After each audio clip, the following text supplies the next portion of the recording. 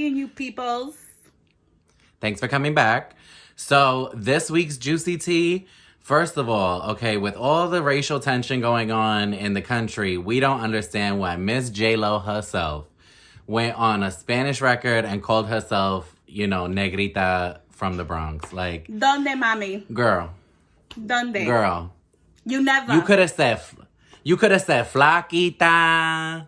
If you wanted to have the ita in there, okay? Because that's the only thing that the negrita. Okay, like out of all the things, J-Lo girl, we need you to reassess, okay? Take a moment, figure it out, get it together. Moving right along. We still love you. In updates of baby news, okay? Nicki Minaj finally revealed that it's a boy. Honey, so congratulations. He has a lot of hair. Yeah. I mean, that picture that was circulating, I don't know if that's the actual picture of her baby. It might be somebody else's baby from years ago. I was like, damn, that baby has a lot of hair for a 1 month old. Hold up. Do you think she's doing a Beyonce? Remember when she had like fake twins out here and she was like carrying these babies and those weren't her real babies? Hey, you know what? I don't put it past anybody at this point, okay? Moving right along with pregnancy news. Hilary Duff, congratulations to her and her husband. They are welcoming baby number 3. She just announced to the world, so congrats to them. And look out for anybody else out here who's getting knocked up during quarantine, okay? Honey. Moving right along to the juicy. The juicy, okay? So we gave you guys an update last week about the drama surrounding Chris Pratt. Okay, the worst Chris. So obviously, nobody likes to be called the worst anything, right? But the issue is this is a bullshit Twitter poll. Like, this is not like actually gonna phase anything. And yet, all these MCU stars like Robert Downey Jr., Mark Ruffalo, which was like the most disappointing. Tell our viewers, what does MCU stand for? So Marvel Cinematic Universe, for anybody that's unaware. So that's what MCU. So all of the people that are involved in Marvel, in whether it's like, writing, directing, acting, whatever. All these people are coming to his defense and saying he's a really great person. The issue that I have is that none of these people are people that are affected by the things that Chris Pratt is taking part in. He's part of a church that is extremely anti-LGBT. None of these people speaking out are part of that community. And Robert Downey Jr., even the way that, there's a difference. The way Mark Ruffalo spoke about it was like, oh, there's more important things to worry about than who's the worst Chris. While I don't like that he's like speaking out for him, it was more neutral than like aggressive. Robert Downey Jr.'s response was extremely aggressive and like, oh, you're not a Christian. He's the best Christian. And like, it was like, nobody gives a fuck about all that. Honestly, First of all, let me read Robert Downey Jr. real quick, because honey has had a history that has been very unchristian-like. Yes, okay. Maybe you've been born again, but let me just tell you something, honey. You only been born once in this lifetime. So whatever you've done to make you feel at peace up here.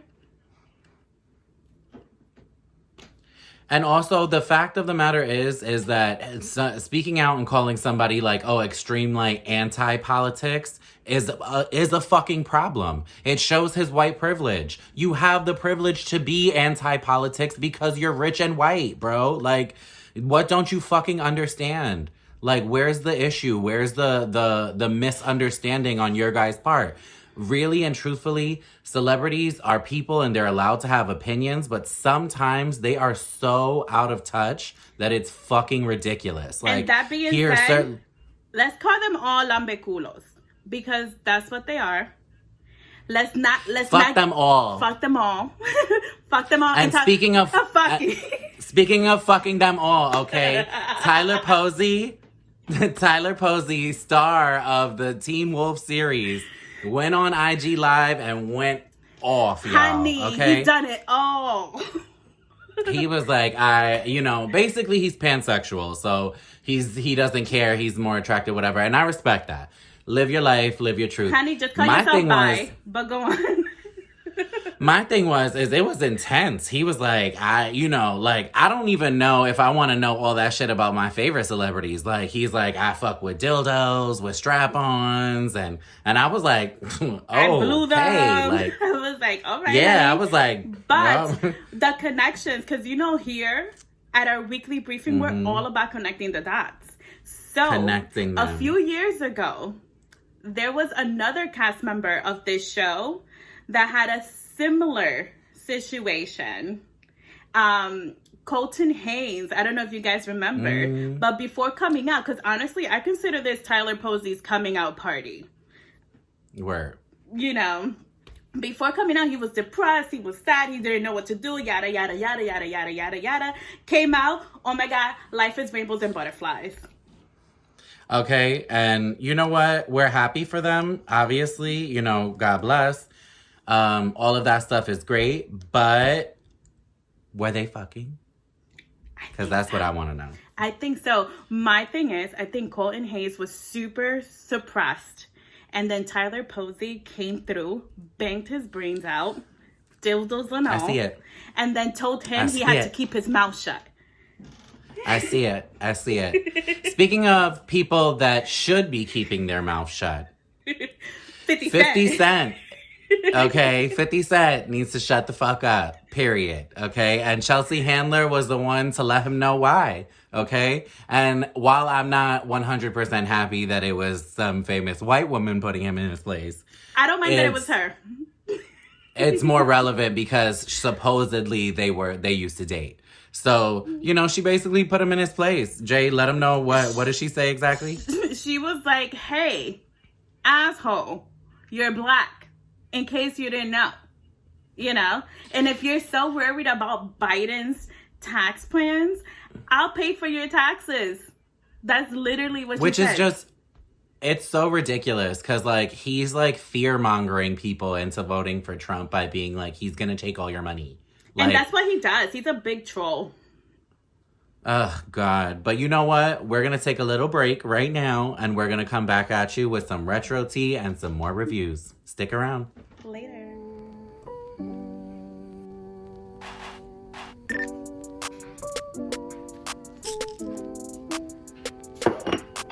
Youngie. When they pull up on me, they know that I'm making rent today. Not a hippie, but I'm chilling out. They say I meditate. And I feel like it's my birthday because she got hella cake. And you said that it's tomorrow, but you said that yesterday. And I'm making all these plays. I'ma take off like a battleship. All these bitches talentless, they know that I damassed it. Saying shit deliberately, no, it's not an accident. Watching how you say the words, yeah, the homies packing sticks. A lot of sticks and oppositions, plotting shit I know. If you blocking shit, I'm pausing, bitch, I wanna get this dough. I've been balling like it's 2K, man, I'm really about to blow. You been stalling with your new babe, now she really gotta go. I cannot focus on paying attention enough to ADHD. If you are not in my life, then I stay in. Hey, welcome back. Thanks for sticking around. Jumping right in with our retro tea updates. So, y'all, some real retro tea for you witches of EASTWICK fans, okay? So, anybody that remembers, it was a bomb-ass movie from the 80s, 90s, I think late 80s. Basically, Susan Sarandon, Cher, and Michelle Pfeiffer are witches, and they fight the devil, blah, blah, blah. And who's the devil? Come to find out, Jack Nicholson. So go watch it. So definitely recommend. It's definitely a good watch. Long story short, Susan Sarandon goes on an interview, and I don't know why it came out, but she basically was like, I had Cher's part, right? I had Cher's part. For real, because everybody knows, anybody that doesn't know, Susan Sarandon is a pothead, okay? And adamant about it, okay? Yes. So she goes on there. I've seen her down New York, but yeah. She goes on there and basically was like, I had Cher's part, and then when I showed up to shoot, Cher had my part, and they moved me to, the role she had, and I was locked in because of contracts. And basically Cher got that part because she was fucking the producer at the time. So I was like, damn, girl. I think she This wanted is to like fuck third- the producer first, and the producer, or he might have been fucking both the bitches. And keep it real, he was like, listen, she's it right now, Yeah. honey. Because Cher was a sex pop. Hey. You know? Cher was the shit. And the worst part, or not worst part, but the at least like different aspect of it is that Cher was actually a good actress. Like, normally when people were like fucking their way into roles, like they were terrible. Like Kristen Stewart. But you know, honestly, like it was you know, whatever. But I mean, listen, we had to wait like 30 years to get the real tea. So we'll always bring you the tea when it comes to us, Honey, y'all. we are connecting dots over here. Call us the galaxy, but go on. Okay, and speaking of connecting dots, Miss Aubrey O'Day, former member of Danity Kane, came through with dots connecting, honey. Receipts, all that, for the 45 and his family and all their bullshit shenanigans. She literally called everybody out. She said Ivanka is a lesbian. I'm not surprised. She said, you know, Barron is a fucking asshole, you know, white privilege, that he threw a fucking plate, that he didn't want food, and he threw it at the stewardess on the flight. Keep it like, real. I always thought he had shit. some sort of like mental capacity issues, you know, because I can see it, but you know what? It's like, it doesn't, people in those type of situations that have mental health issues or you know, mental disorders, which are unconfirmed, but nevertheless. But nonetheless, for you to do something like that, even if you have money, they don't benefit from being in those type of situations. Like, oh, we have money and we'll throw money at everything. So y'all keep your eyes peeled, and definitely remember the vote is coming up. Go out and vote and get 45 out. Let's get 46. Let's get 46 and get over 45, all right? Don't tell me Speaking of getting over over things. Okay? Speaking of getting over things, Miss Shonda Rhimes got over on ABC. But let me just tell you, though, her tea is kind of like one of those, like, should we have disclosed that? Should she had even said something about it? Just because, honestly, at $154, including tax, which is, like, the reason why she parted ways with Disney. Over a ticket to the theme park. That was, and it comes to, like, $154, yeah. Honestly, that's petty. It's petty on both ends, you know, because she called someone from Disney, her sister, her nieces were there, and what Disney should have done if they were really trying to preserve and keep their employees happy and whatnot is, hey, listen, she's there, give them a fucking pass. Get her off my back. Granted, you know what also is, like, a little sketchy to me is that, you know, any corporate thing like that, like ABC, Disney, fucking corporate, everybody knows about Disney. Disney, like, takes over thing. Like, it's a little shocking to me that ABC or Disney in general would just be so flippant towards her, knowing that she had the possibility of getting out of her contract, you know, in that time. Like, usually when people are, like, up for contract renewals and they're an asset, they're usually, like, you know, doing whatever they can, like, to please this person. They're doing everything. So I get what you're getting at here, because I kind of feel the same way about everything.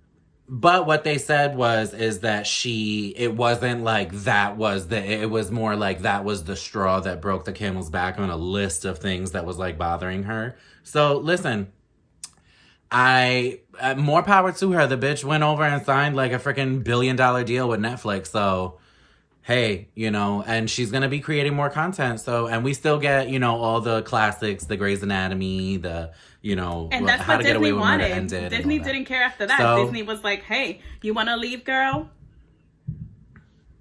Okay. But listen, more power to her. Speaking of new things that were released, we have some reviews for you guys. So I got to watch the new update, the new release of The Witches on HBO Max. Was it cute? So y'all, it was cute. It was. I liked. Honestly, the best part of it to me was Octavia Spencer, but like, it was not better than the original. Like, I mean, anybody that saw the original, I don't think will ever think that, you know, the remake was better. But and they were doing it's been crazy getting mixed stuff. reviews. They were doing pretty good stuff in the original for the time. So. Yeah. And so it's been getting mixed reviews and like whatever, but definitely it's a cute little thing to watch with the family. So I definitely recommend. Our show updates though. The Great British Baking Show. So I haven't watched the new, I watched like the first 3 episodes of the new season that's doing the weekly releases, but I've been going back in the catalog and just watching like all the seasons up to it. So I think I just finished season 5. And y'all, this show, I just never want it to end. I know, honestly. right? Isn't it like the best thing? Oh, and side note, go watch our new Hot Guys special edition where we actually rate, well, mostly mark, some of those contestants from that show. Super cute. I love you, Tamal. He wants to marry you, Tamal. Yes, please call me Tamal. So moving right along, a show that's ended previously that I got into because quarantine bullshit, Hot in Cleveland. Y'all, you need to watch this show. It is fucking hilarious, okay? I've never watched Betty it. White. Okay, so it's on, they have the whole series on CBS All Access, and you can pretty much get like a cheap subscription for like whatever. Like I think I pay like $5 or whatever. So it's so fun. It's basically like the Golden Girls 2.0 because it's 4 women. Yeah, it's 4 women. Betty White is like, you know, the older voice now. She's like the Sophia in this version. And it is hilarious. I definitely recommend. And like there's no end to the jokes, to the thing. And Betty White just can't miss, honestly. I don't think she could do anything wrong. I love her. And lastly is The Masked Singer. So the last episode I saw was the one where Baby Alien got revealed. That's the same last episode that I saw as well. And let me just tell you, he doesn't have the best singing voice, but I'll listen to him, you know. I listen to other people. I listen to J-Lo. Hello. Listen, okay? Side note, I gotta go on a little rant about J-Lo. Everybody goes off about how she can't sing. And honestly, though, she does the best. Like, she's not the best singer. I will not put her in a category like that. But, bro, y'all have to stop shitting on this woman. She can carry a tune, okay? She totally could. She's definitely not paid for enough nobody's lessons. Adele. Yeah, she's not nobody's Adele, but she knows how to carry a tune. So please, you know, after we sunned her and put her in place for Miss calling herself Negrita, we out here supporting give her some respect, okay? Give her some respect, okay? Because that bitch is 50 and still looking bomb. Hell all right? yeah, honey, goals. And on that note, go we vote. leaving y'all. Go vote. Like and subscribe, follow, share, comment, guys. We want to hear from you guys. Comment. We really do. Even if you want to fight with us, you know, even if you don't like what we're talking it. about, bring it. Hey, bring it. We love you guys. Later.